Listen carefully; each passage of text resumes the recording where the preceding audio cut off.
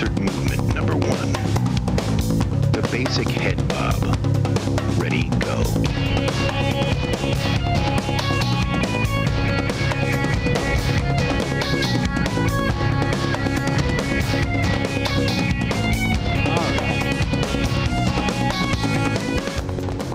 Bradshaw with you here, 1:30 in the afternoon, a dark and stormy Monday. At least it was about 4 o'clock. Those storms rolled in. Most of Grimes lost power. I didn't.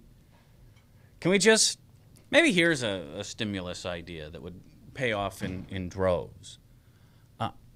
Why don't we just spend the money to put every power line, every phone line underground? Buried power lines... don't get as affected by the wind. I know you can't do it everywhere, but at least these large, subdivisions and neighborhoods, that were built, before 1980 and still have the above ground. Do you have above ground power lines, Dan? No, but my house is only a couple years old. Oh, okay. So, but your power doesn't go. You might get the flicker every now and again, but you don't, lose power for a couple of days. Now that I think about it, though, I think we might still have ground power. I can't remember. I don't really remember having the power go out in my house when the whole neighborhood wasn't completely out as well. Yeah, but my neighborhood doesn't go out. Yeah, no, we definitely have gone out, but I think it's because we have older houses in the neighborhood. See, because I don't live in a new development, I have a new house. I should say the power never goes out, but it takes a lot. Like entire swaths of yes, usually the Northwest are out before our power goes. Usually when I hear power's out, I'm like, that's odd. Ours wasn't. Yeah, and that was the same thing last night. That'd be a good... Same with the painting building tops white. I know they're doing that in a lot of big cities. It reflects more of the sun's radiation, helps cool things down. These are just kind of common sense projects. And I know common sense, not all that common. But it just seems like, for safety's sake, if not convenience, bury all the power lines, paint the roofs white, little things. A WPA. Yeah, but then they'd have to paint black or white over black because all our roofs are black. Yeah, most shingles. But in a city where, it's more, urban buildings. Sure. Subdivisions are built that way, and I'm sure... Are you in a homeowners association? No. I'm a Southsider. Oh, you don't want to be in a homeowners association with those they guys. call those gangs, I believe, on the South Side. Yes. But in an urban environment, in a city where you've just got black rooftops, like if you ride the L in Chicago, you'll see where they've done this in areas, like especially like Wrigleyville. You'll see these building tops painted white, and again, just good for the environment and doesn't cost a whole heck of a lot. Same way, we've already put money towards winterizing houses, for example. Which, again, not only saves people a bunch of money, but also reduces our electrical demand, and that's always a good thing. There's less coal we have to burn. Just, the little things. All right, coming up on the show today, the debate is tonight. This will be the least watched of the 3 debates. There's a debate tonight? Yep. Huh. Opposite Monday Night Football and Game 7 of the National League Championship Series. The Bears, good luck. Bears-Lions are on, so I don't see me watching the debate. I'll be watching the debate. Well, I have the MLB at Bat app to keep me up to date on Matt Cain versus the Cardinals. The Giants have to make a comeback. I cannot root for the St. Louis Cardinals in anything. Bad team, bad fan. They're all, the best fans in baseball. Sure, if you like things thrown at you, and I've had things thrown at me in Lambert Airport. Not a huge fan. I can't root for the Cardinals as a Cub fan. But on this plus side, look, I remember 1945 World Series, all right? I can't root for the Tigers. I would have almost preferred the Yankees win. At least then I could root for Ichiro to get a ring. So I need the Giants to take the series so I can at least root for the Giants in the world. Who doesn't like Barry Zito? Come on. I don't like baseball. Oh, well, that's... just one of your many fundamental errors, Dan. I guess. Speaking of fundamental errors, bring up that picture. I was driving to get Chinese food on Friday night. And Friday was the day that flags in the state were at half staff. But now that we're 18 days now we're just rolling through stuff. this is Point of Grace Church on Friday. Now, that's headed by Jeff Mullen, the man who ran against and lost in his attempt to primary State Senator Ward. And it just caught, one of those things out of the side of my eye as I was going to get my my Szechuan prawns, and I'm like, their flag's at full staff. And I asked, there's no sort of, a lot of churches do some weird stuff with the flags, like flying the Christian flag of America. That was the one on the right side of your screen there. As high as the American flag, which I think flag code specifically says 9. But they were flying it at full staff, and I just wonder if there was a little sore loserdom there, as a pastor in name only Jeff Mullen lost in his attempt to primary State Senator Ward. So rest in peace, Senator Ward. And if we are lucky, Jeff Mullen won't get the nomination to run against Desmond Adams. And since people have asked, the ballots are what they are. People have already voted. So basically they throw the results out in that Senate district, Ward versus Adams. Then Republicans have to name a replacement candidate by November 13th, and then on December 11th, there will be a special election. So, in case you're curious. But the debate coming up tonight, this weekend, a lot of foreign policy news, which of course is going to get drowned out because we have to talk about, the horse race and the debate, the actual issues involved are, well, those are dull and complicated and require some explanation. And it's the nice way of saying that may be beyond your average voter here in the U.S. I don't mean to be crass, but come on. The fundamental grasp of knowledge, not our strong point. Now, who won season 4 of American Idol? We're good with that. We got that down. I was thinking. All-time NFL rushing leader. I was thinking here while you were blabbing.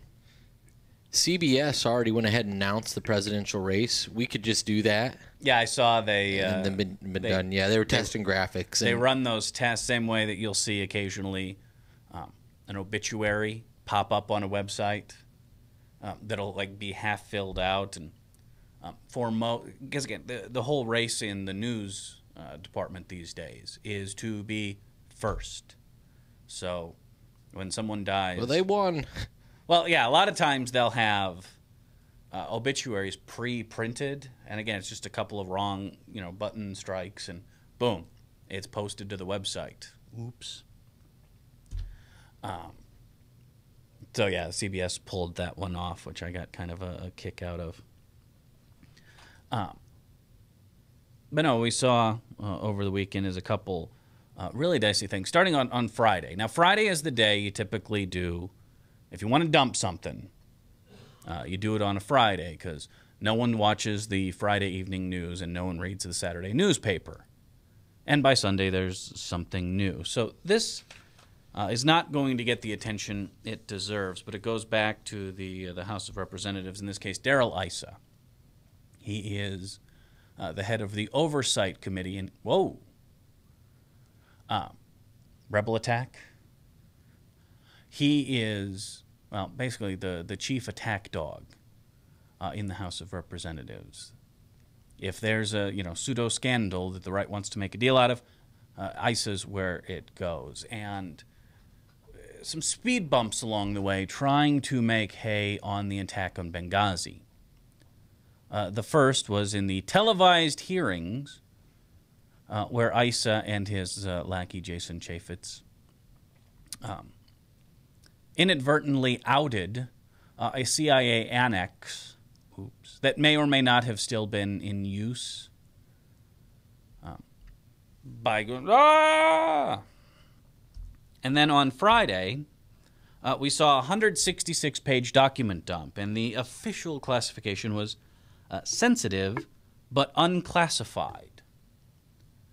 And so these 166 documents related to the attack on our consulate in Benghazi are released, and there's a small problem with them. They didn't redact any names. So pretty much everyone in the Benghazi area who is working with us, overtly or covertly, is now named and out in the open. An administration official told Josh Rogan on Friday afternoon, "This does damage to the individuals because they are named. Danger to security cooperation because these are militias and groups that work with and that are now known. And danger to the investigation because these people could help us down the road." Some of the people named: a woman human rights activist who was leading a campaign against violence was detained in Benghazi. She expressed fear for her safety to U.S. officials and criticized the Libyan government. She is now named. A port manager in Benghazi who was working with us has been named. Cable names a local militia commander who has been dishing us dirt on the inner workings of the Libyan Interior Ministry. It also names a militia commander who claims to control a senior official of the Libyan Armed Forces. Other cables contain details of conversations between third-party governments, such as the British and the Danes, and their private interactions with the U.S., the UN, and Libyan government over security issues. So basically what we've done is we've named and outed every single asset that we had in the Benghazi area. Anyone who would work with us, any militia commander who might be favorable to our interests. Well, that pretty much goes out the window. I mean, how much work would it have been to simply redact the names? This debate came up with the WikiLeaks. And I have no doubt that Darrell Issa would like to see Julian Assange in chains here in the U.S. for releasing sensitive documents. And the argument was, if you don't, redact the names, you're going to get people killed. If there's anything left of Ansar al-Sharia or any of the other, Islamist militant groups in the Benghazi area, because Benghazi was the heart of the revolution. That's where it started. It was, Benghazi to Tripoli. That was the effort to oust Gaddafi. So this hotbed, we talked about this with the attack. These groups like Ansar al-Sharia were looking to take advantage of a new and not well-rooted Libyan government to create a foothold in these areas. We need every resource, frankly, we can get our hands on to make sure that they don't pull a Taliban. Start controlling ground, start throwing acid in women's faces, and shooting girls for the crime of wanting to go to school or driving or being outside without a male escort, those sorts of things. So, in an effort to, again, drum up a story, which is falling apart by the hour, they're willing to throw these people under the bus because we must make the attack, and we must make it before Monday because that's when the foreign policy debate is, and we need to give Romney, please proceed, Governor, every advantage he can get. They literally threw security assets under the bus in an attempt to score political points. And it turns out, well, like I said, their story is falling apart as we speak. We actually have the talking points that the CIA prepared on September 15th. That's the day Ambassador Rice went on 3 different television appearances. And what do those talking points, provided by the CIA, say? Well, they, quote, support her description of the September 11th attack on the U.S. consulate as a reaction to Arab anger about the anti-Muslim video prepared in the United States. According to the CIA account, the currently available information suggests the demonstrations in Benghazi were spontaneously inspired by the protest at the U.S. Embassy in Cairo. The CIA document went on, this assessment may change as additional information is collected, and that's what Ambassador Rice said. But as additional information is collected and analyzed and currently available information continues to be evaluated, This may sound like the self-protective boilerplate, but it reflects the analyst's genuine problem in interpreting fragments of intercepted conversation, video surveillance, and source reports. The senior official said, "We believe the timing of the attack was influenced by events in Cairo." He said that judgment is repeated in a new report prepared this week for the House Intelligence Committee. Why is this behind me? We had a TriCaster crash. Oh, okay. So I just brought it up. I was trying to change it quickly before you noticed. I got you. Is this Frank on the line? It is, in fact, Frank on the line. All right. I was trying to get his graphic up, and it crashed. Hi, Frank. How's it hanging? I tried to find it at the library. I couldn't find it. Oh. So, have you been listening? I just was hearing what you were saying. All right. So, Darrell Issa and House Republicans are outing our intelligence assets in Benghazi. Oh, yeah. You don't have any problem with WikiLeaks, but you're going to have some problems with this. No. Why are Republicans outing intelligence sources to make a political... They just had Shavitz on the news here within the last half hour, and he was saying there was nothing, there was nobody outed.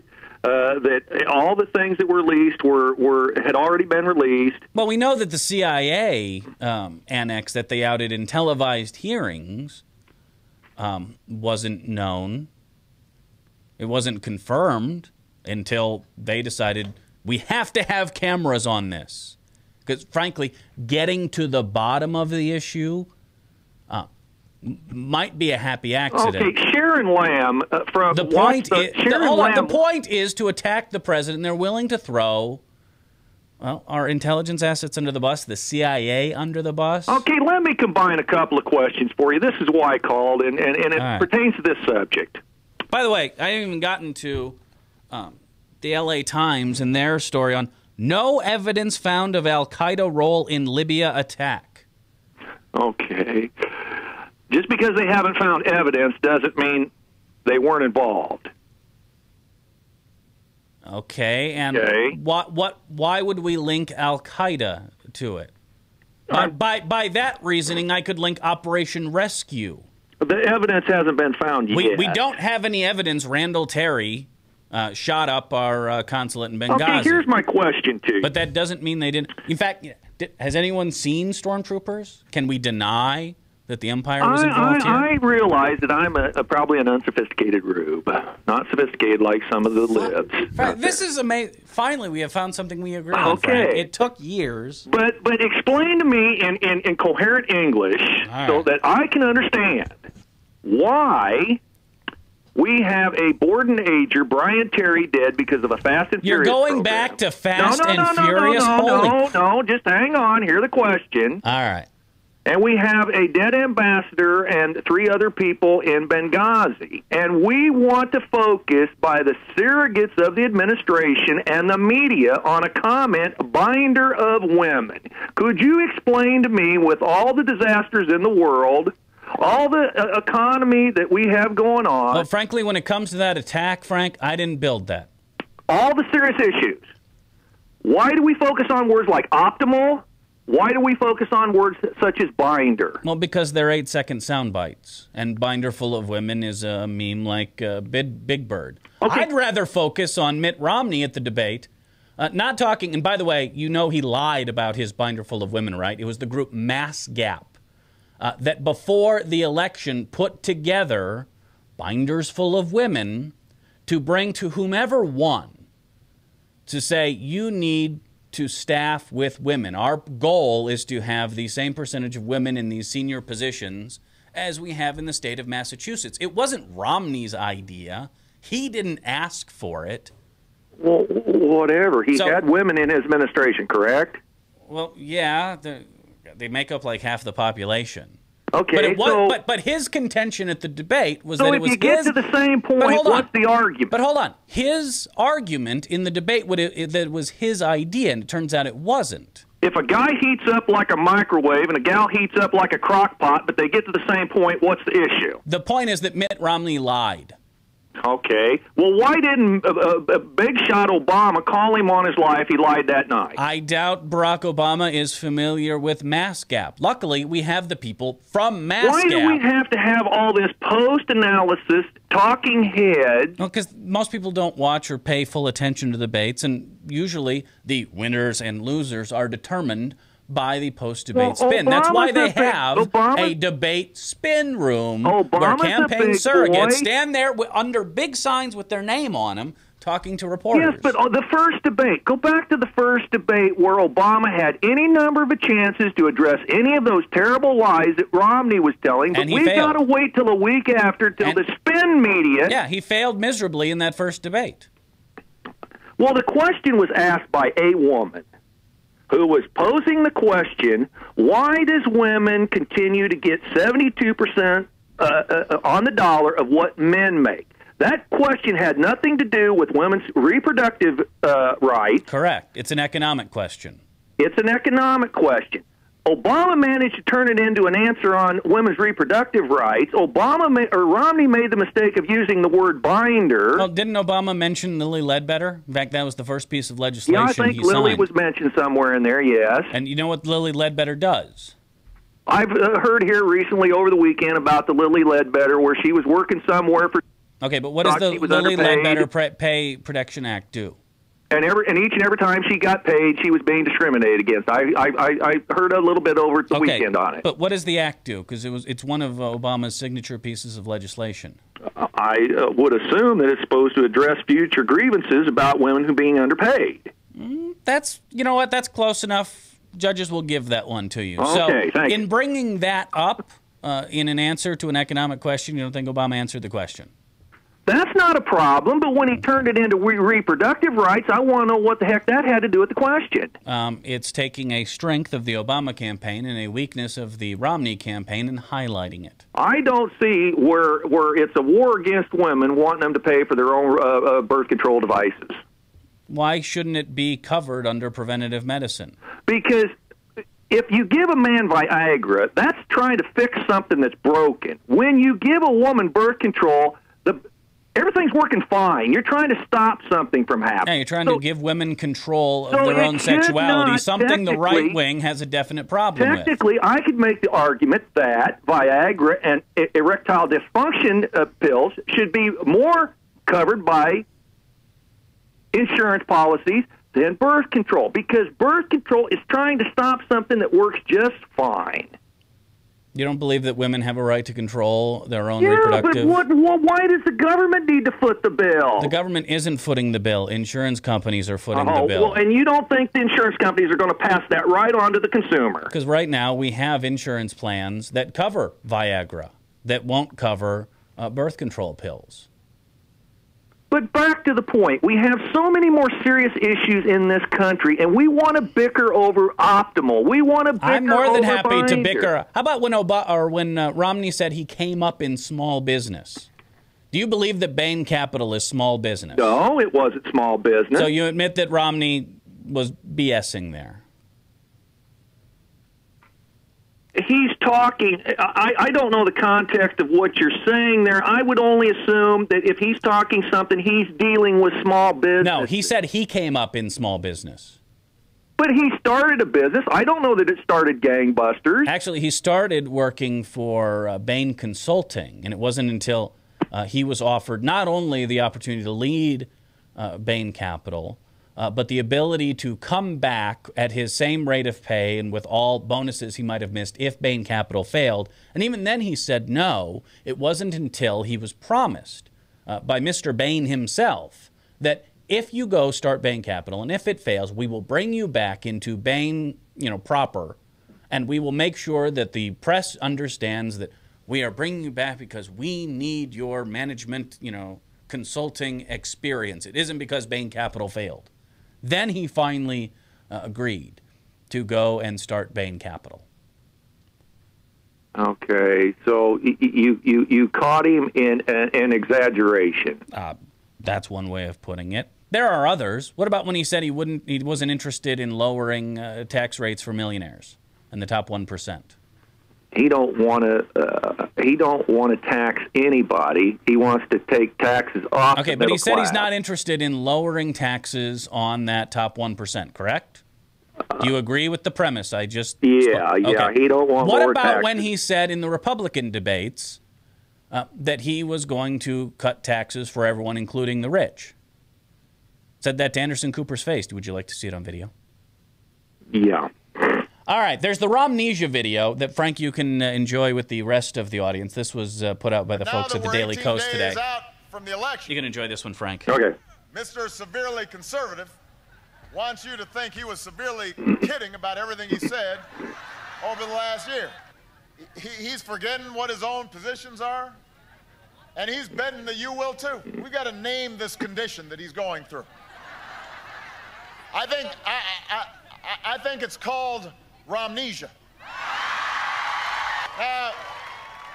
I'm not a medical doctor, but I do want to go over some of the symptoms with you, because I want to make sure nobody else catches it. If you say women should have access to contraceptive care, but you support legislation that would let your employer deny you contraceptive care, you might have a case of Romnesia. I don't believe employers should tell someone whether they could have contraceptive care or not.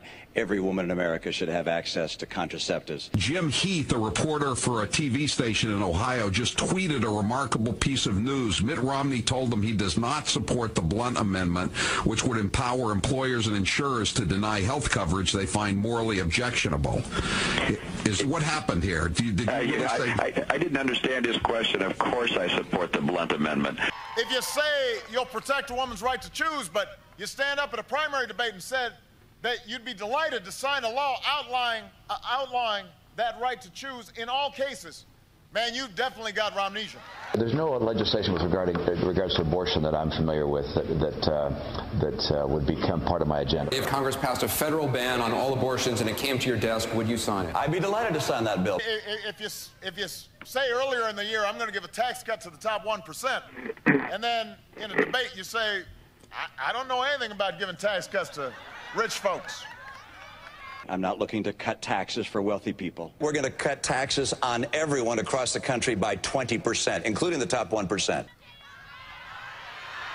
That's some Romnesia. If you come down with a case of Romnesia and you can't seem to remember the policies that are still on your website or the promises you've made over the 6 years you've been running for president, here's the good news. Obamacare covers pre-existing conditions. So what do you make of those clips, Frank? Oh, when was those clips said about he's not going to raise, he's going to lower taxes on everybody? That was the Republican debates when he was a severely conservative candidate, remember? And you're saying his position now is what? I just played you the clip. No, not that he's not interested in lowering taxes on rich people. He's interested in lowering taxes on everybody, but the immediate need I to just go said he's to not. the middle He class. I just So played you the clip. He may have revised whatever he wants to do since those debates. What's he saying currently as of today? I'm not interested in lowering taxes on rich people. That's not what he said, and that's not what he campaigned for when he was trying to get the nomination. Oh, there's a shock. So nobody has ever. I'm immunizing you against Romnesia. Nobody has ever campaigned one way during a primary and then changed their mind in a general. Sorry, what is the Republican term for this? Remember, they were waving them at the 2004 Republican I believe convention. They're called flip-flops. Oh, that's right. Well, as your buddy Chuck says, he flipped, but he hasn't flopped. How's that work? Yeah, explain that one. Well, obviously, if somebody is wrong and they're in error, and they come over to the right side, that's a flip. But now, if by political convenience you flop back after you've been on that side, Arlen Specter. So what about like when Romney was governor and he said he supported a woman's right to choose and Roe versus Wade is the established law of the land? That's what I'm talking about. Then says that he would love to sign a bill. You just saw the clip that he would love to sign a bill banning abortions. Then hold on. Then going to the Des Moines Register editorial board and saying there's no agenda, there's no legislation that would be part of my agenda, and then 2 hours later having a campaign spokesperson disavow those comments. What do you call that? Would you embrace a Christian who become an atheist tomorrow? I'm one. Okay, but would you embrace a Christian who become an atheist tomorrow? I'm one. Okay, now if he converted back to Christianity, what would you think? Then I would have. That's a flip-flop. I would feel bad for them. Okay, so if you change your mind to the bright side or the dark side, the good side, the dark side, whatever, and you say, well, I have seen the light. But then for political convenience, you flop back the other way, like the scene in Outlaw Josie Wells when the guy's singing the Battle Hymn of the Republic, rowing the boat one direction, and then he's singing Old Dixie the other way. Frank, you can't invoke Outlaw Josie Wales when talking about Mitt Romney. I'm sorry, I can't allow that, buddy. But you don't think? Let me offer an alternative hypothesis that is probably simpler. Mitt Romney was telling a Republican audience what they wanted to hear, and now he's trying to tell the general population what they want to hear. And Obama didn't do the same thing up in Pennsylvania with his comments on those people who's trying to protect their guns and all that stuff. And then he's talking to one group in San Francisco, and then he talks to another group somewhere else. Well, let's break this down. What did Obama say about those clinging to their guns and their religion? God and guns and what have you. What did he say about them? He was trying to say that they are voting against their pocketbook because of social issues. And what did he say his job was? Well, I guess he was going to try to enlighten the rubes. His job was to reach them. He had to get in touch with them. He had to... And it's the same thing with the 47%. But no, comment. Mitt Romney said that he was writing those people off. There was no way he could get them to take responsibility for their lives. It's not his he was saying is there's no way he's going to reach those people. Those are hardcore people. Those are hardcore Obama voters. And why waste time with something that you think going to reach? Do you know where most of those 47% live? Oh, please tell me they're the elderly in the military. No. Tell me that spiel. Most of them live in the South, a place where Mitt Romney has a 22-point lead. You still haven't addressed my point. All right, so you're going to ignore that one too. I So here you have President Obama saying he needs a way to connect to those people versus Mitt Romney saying, hey, none of my concern. Mitt Romney is telling an audience of very well-to-do Republican donors in Boca Raton what about that the pores and the leeches and the parasites aren't his people. What if there was a tape found? And I think the tape exists. But what if there was a tape found where Obama was talking to some donors and really crucifying and coming down badly upon Israel and on the side of Palestine? Except that doesn't exist, Frank. Let's come back to reality. It's like the infamous Whitey tape that the Breitbartians were going to release any day now. It's been 5 years. So it's going to happen any day now. What did George Allen? What disparaging remark did George Allen say against the Indian? What was that remark? Called him macaca. Macaca.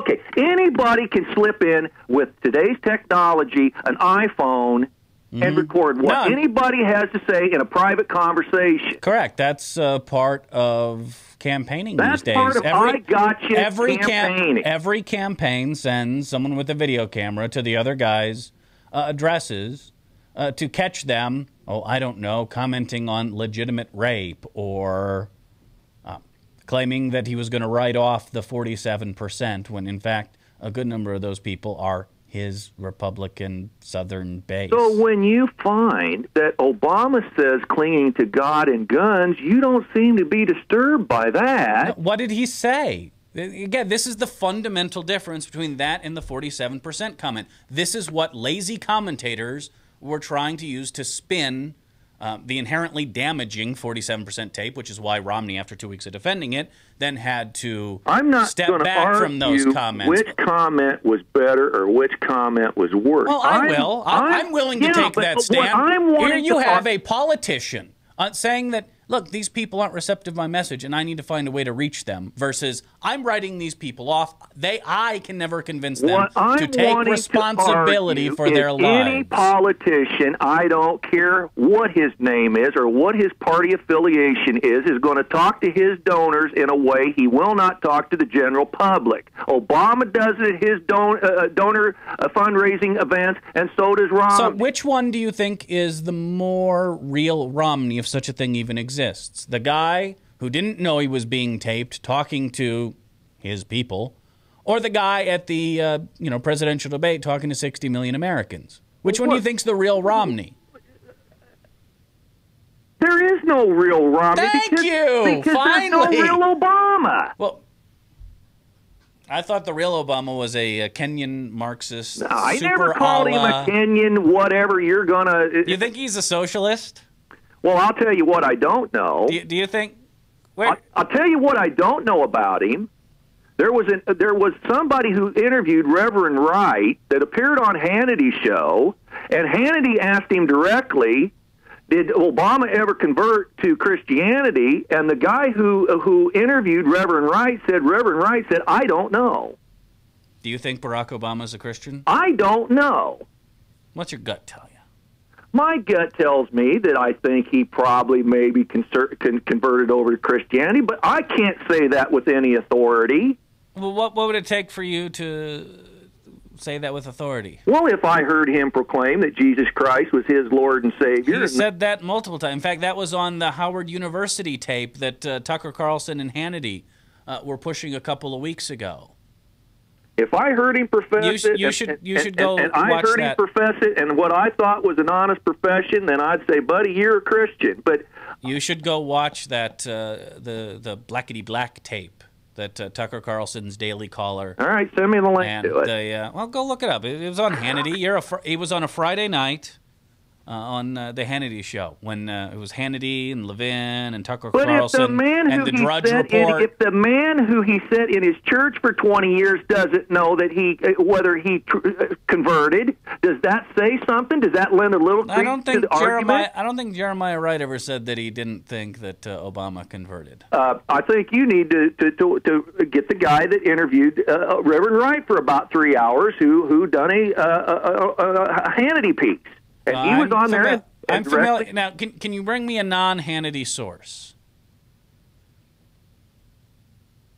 That's what I thought. All right, 244-0077. Email me, radiobradshaw@gmail.com, and follow me on Twitter, twitter.com/radiobradshaw. I'm trying to inoculate. It probably takes 3 shots like Gardasil. Trying to immunize Frank against Romnesia. So kind of got off course there. But here we are. No Al-Qaeda link to the Benghazi attack. Republicans outing our intelligence resources in Benghazi. What, to score cheap points against the president? They've already outed a CIA annex there on worldwide television. Why not? And now it turns out Ambassador Rice was actually speaking from CIA, distributed and approved talking points, saying that, yes, this was in fact a response to a protest. Because that's what the CIA was telling her.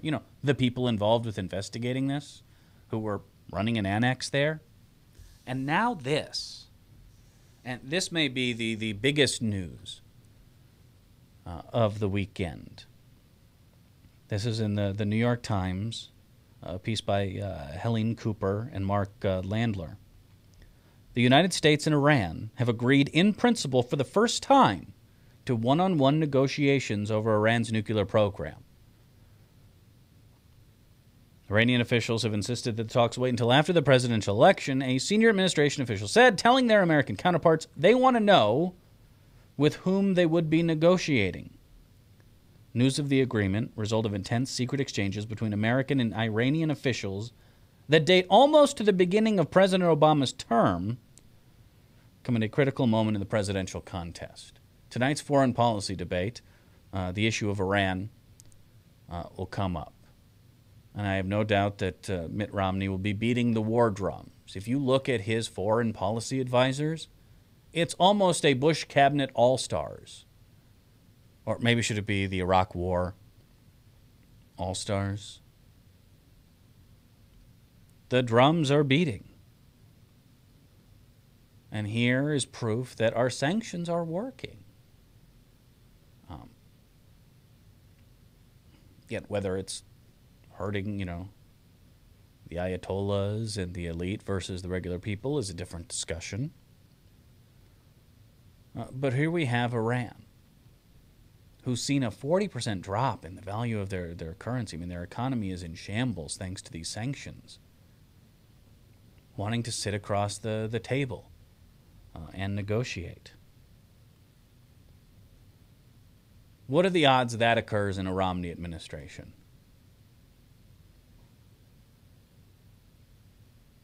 Do you want another war? All right, 2:10, got to take a break. Email me, radiobradshaw@gmail.com. Follow me on Twitter, twitter.com/radiobradshaw. Or just go to thebradshawshow.com for almost all of your daily Bradshaw needs. The Bradshaw Show, www.thebradshawshow.com. Be back right after this on Webcast One Live. Thanks for watching. From the RE/MAX Real Estate Concept Studios, this is Webcast One Live. Drug and alcohol addiction slowly steals a person's identity, tearing away pieces of their life little by little until one day it seems like the hope of a happy future is gone and there's no chance of getting it back. Here at St. Gregory Retreat Centers, we can assure you that there is hope. Our unique approach to recovery begins with the understanding that the dysfunction and damage caused by addiction can be overcome, not just dealt with. Don't let another day go by. Call St. Gregory today.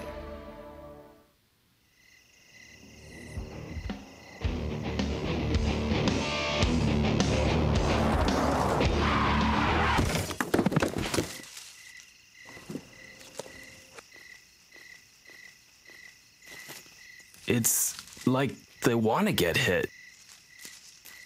Need a body shop? Minor Wreck Express saves you time and money. Hi, I'm J. Michael McCoy, and about 20 years ago, I went to a used car salesman by the name of John Hewitt.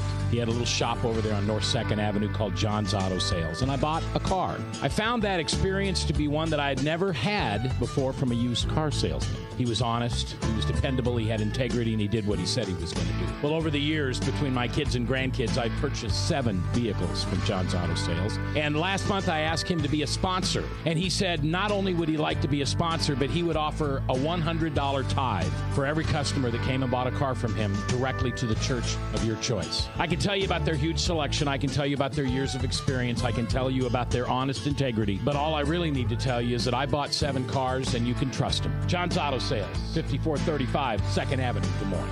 You need a good ride when you hit the trail. Trust the man with the cars, and he goes by the name of Big John.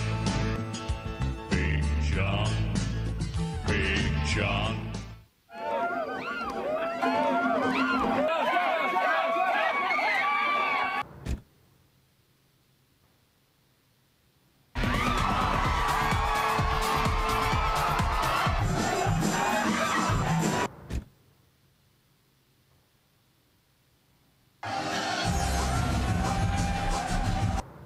Ever feel like there's more to life? God offers more. Chat now with an online coach at groundwire.net. From the RE/MAX Real Estate Concept Studios, this is Webcast One Live. It's time to start. Rock concert movement number 1. The basic. All right. 2:13, Bradshaw with you here on a just Monday. It's supposed to be, it's like warm. This is how screwed up. It's, 70 degrees outside and feels warm. Feels like, I know it's a little humid, but we are all acclimating to winter, and that's a bad thing. Trees are losing. It's just, No me gusta. It was like, what was it, like 65 last night, and half my neighbors are running their air conditioners. All right, 244-0077. Email me, radiobradshaw@gmail.com, and follow me on Twitter, twitter.com/Radio Bradshaw for almost all of your Bradshaw needs. So, in between immunizing Frank against Romnesia. And good news, bad news. Bad news is Republicans outed a bunch of intelligence assets in Benghazi in an effort to score points against the president. Good job, guys. Good news, no evidence of Al-Qaeda found. So the attack was carried out following a minimum of planning, said a U.S. intelligence official who, like others, spoke in the condition of anonymity to discuss the matter still under investigation. The attackers exhibited a high degree of disorganization. Some joined the attack in progress, some did not have weapons, others just seemed interested in looting. A second U.S. official added, there isn't any intelligence that the attackers pre-planned their assault days or weeks in advance. Most of the evidence so far suggests the attackers launched their assault opportunistically after they learned about the violence at the U.S. Embassy in Cairo earlier that day. The good news, news came out over the weekend that Iran is interested in sitting down and negotiating one-on-one with the U.S., contingent, I assume, on who's in the White House, because they want to wait till after the election to hold these negotiations. This is what is known as a diplomatic success, one that I don't think Romney and the Republicans and the people for the New American Century and the Wolfowitzes and the Boltons are interested in sitting down and dealing with. Yeah, how do you make your balls feel bigger by negotiating? And now this. This comes from Peter King, the second dumbest king in Congress. I still believe that we have the dumbest who went on WHO TV to kind of prove the point. I'll play that one for you in a bit. So as evidence come in that actually the administration's claims were substantiated by the intelligence community, that in fact Barack Obama not only called this an act of terrorism on the 12th, but also on the stump on the 13th.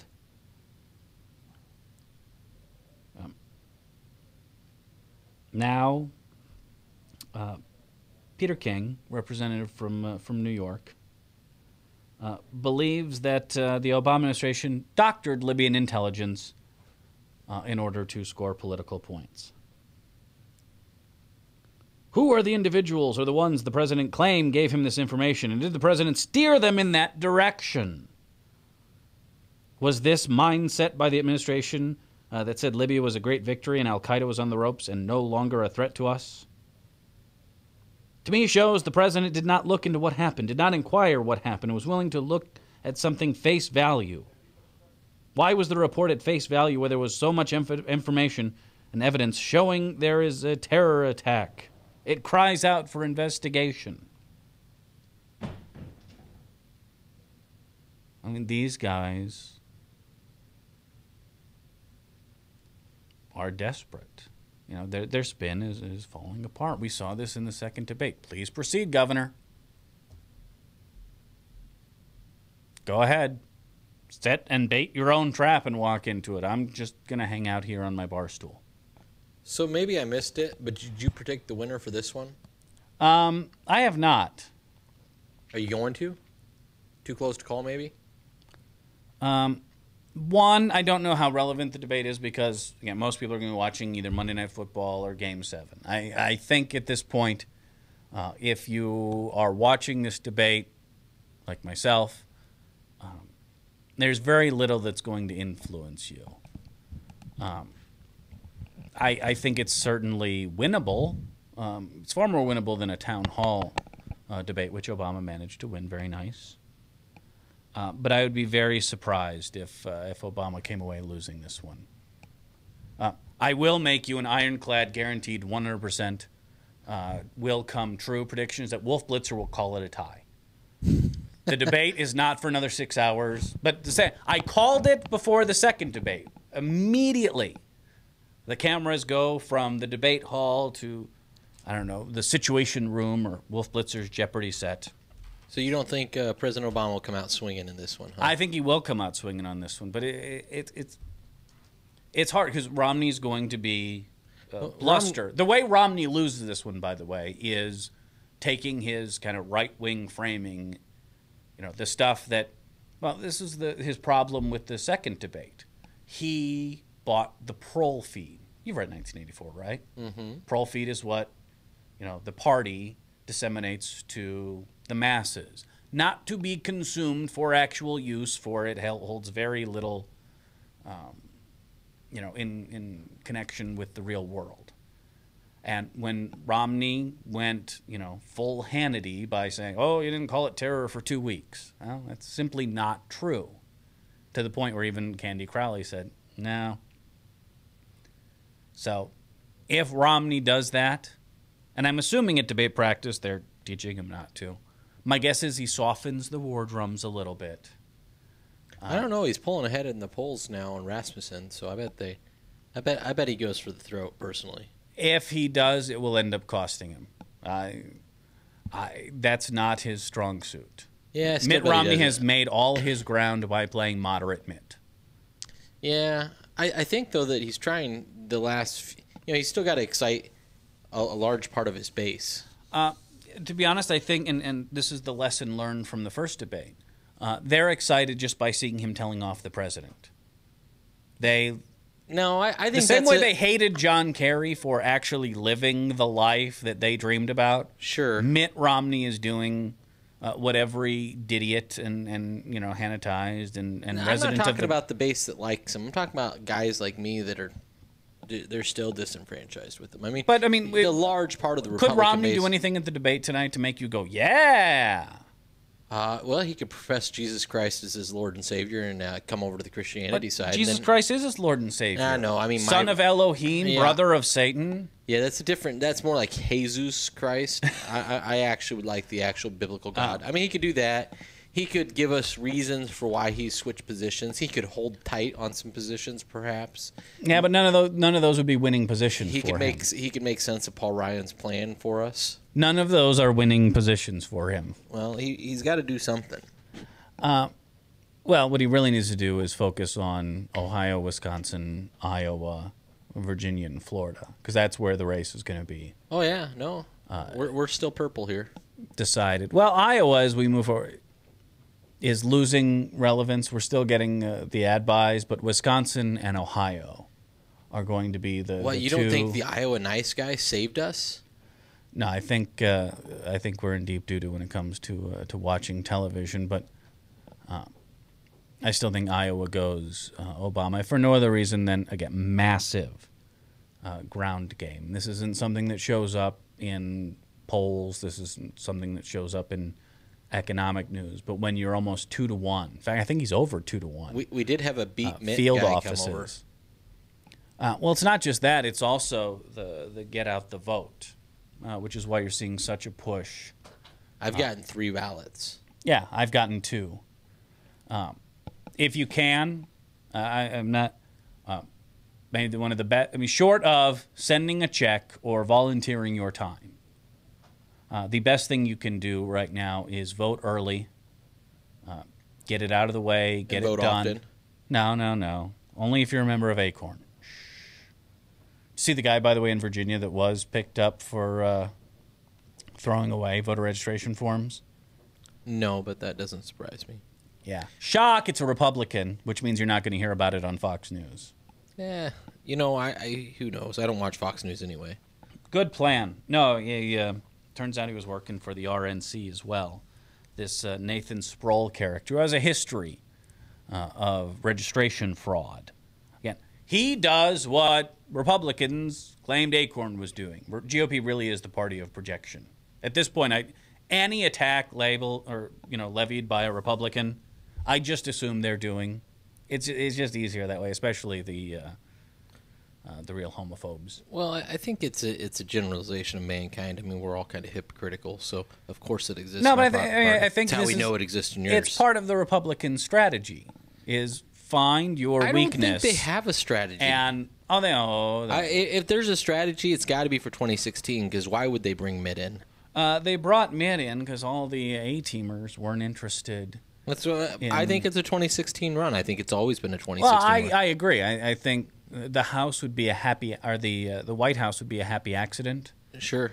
For Republicans, I don't. Well, think I don't it's, know that it'd be a happy accident because I really think they're prepping guys for 2016. I think you're going to see the A-team come out. No, the goal was to extend the lead in the House and perhaps take the Senate. Now it looks like the Senate is out of play, and they may end up losing some seats in the House. They'll probably pick up some governorships, state houses. I mean, that was the Republican goal in 2012.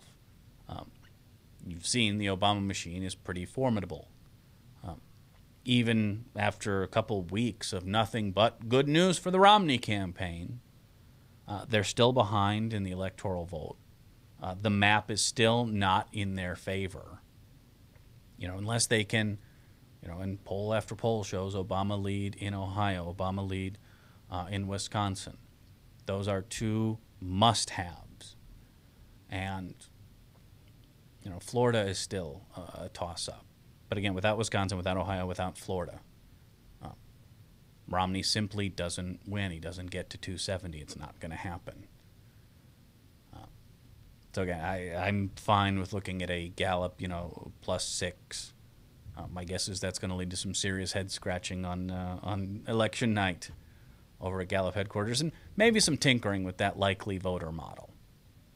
But it's interesting, even if you look at the Rasmussens and the like, that show Romney with a lead in the likely voter screen.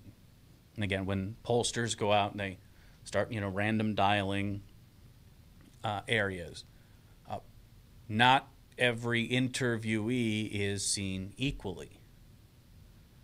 There's a difference between, all people we contact. Are you a registered voter? No. Well, you're instantly going to be tossed out. And even if you are a registered voter, you may not make it through the likely voter filter. This is a country where, 60% voter turnout would, cause guys to, like the max out, political consultants, their hair would start blowing back. A lot of registered voters just, they live in a state like California. My vote's not going to matter. Or maybe they're, I'm not voting for the lesser of two evils. Or maybe they, there are people out there who probably won't vote this year because it's a Muslim versus a Mormon and they hate them both. Amen. Point being, all pollsters have their own, there's no such thing as a, this is the likely voter screen.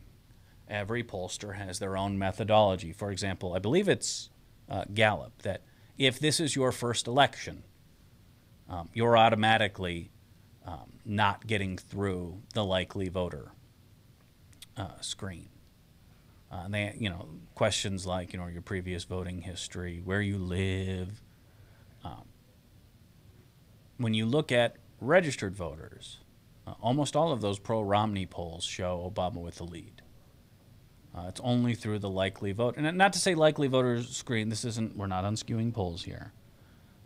Because certainly not all registered voters vote. It could be everything from, car trouble that day or family emergency. Or some people just don't care enough. But when you see the swing between registered voter and likely voter, an area you can severely neuter that is in your get-out-the-vote operations. And when you've got twice as many Obama for America offices as Romney, when you see a lot of in-house outreach versus things that have been outsourced, to Americans for Prosperity or GOP consulting groups. I think the Obama team is more nimble. So like I was saying before, the best thing you can do here in a swing state is vote. Go down on 2nd Street, go to a satellite voting location, do your absentee ballot. There's still time. Again, I've done the satellite voting before. It's very simple. And that's one name that no one has to worry about contacting. That frees up volunteers on election night, the day before. They don't have to call you. They don't have to reach out to you. You're already, counted, done. We can put our attention, on the people who might be on the fence. So if you can't write a check, if you can't, volunteer some time, that's the best thing you can do right now. And let's run up the score on early voting. All right, debate is tonight, opposite Monday Night Football in Game 7 of the NLCS, so viewership will be down. But don't worry, even if you choose to watch football tonight, I forgive you. We'll do a full breakdown. Dan, I will call. Obama's going to win this one. I'm guessing. Big margin, little margin? Moderate? Smaller margin. Smaller margin, okay. And I'm going to go by the CBS undecided Instapoll. I'm going to throw out my own prediction here. I think Mitt's going to be a lot harsher than you think. I don't think harsh will help him in this. I don't think it's going to help him. Mitt doesn't do things that help him. So he does. In fact, that's all he does. Whether it's telling Republicans I'm going to cut taxes for rich people, and telling in the second debate that he's not going to. Yeah, no. It did help him. Oh, I think you're naive. I think you think people are too naive. I'm going to say that I know people are naive. I think he's going to come out swinging for the fences. I think in that case he will whiff. Well, that's a good possibility. I'm not as comfortable with this prediction as I was the first one. I got right. Did I not call Romney victory? You've been right. I called Obama victory. I called the Biden victory. You've been right. I'm just saying I think you're wrong. My degree of confidence is much lower in this, but I'm guessing Obama walks away with a victory for no other reason than maybe just halfway through the debate he pulls out the box. You ever watch Deadwood? Mm-mm. Al Swearington had the box with the dead Indian head. No. Oh, just pull out the Osama bin Laden's head. Hey, what's up? Yeah, that's going to come out a lot, but I think you're going to see a lot on China. This is in Boca, so you're going to see the Israel. In fact, probably going to see some Cuba questions, which will be interesting. But the big scrum is going to be on Libya, and right now, based on the stuff we've talked about today, that's not a winning issue for Republicans. And if Obama really wants to have some fun tonight, then it's time to. I don't know. Well, we can disagree here. Play bad dog owner and, rub Mitt's face in the mess laid behind by Darrell Issa and friends. But I don't see him doing that if or only because, well, that's a move you do when you're behind. Anyway, I got to scoot. Email me at radiobradshaw@gmail.com. Follow me on Twitter. There'll be a lot of tweets tonight. Fair warning in advance. But follow me on Twitter, twitter.com/Radio Bradshaw for all the fun in this, the third and final presidential debate. And we'll reconvene tomorrow with the breakdown. In the meantime, go to the website, www.thebradshawshow.com. Show archives are there, everything you need. And I will see you fine folks tomorrow here at webcast1live.com. Thanks for watching.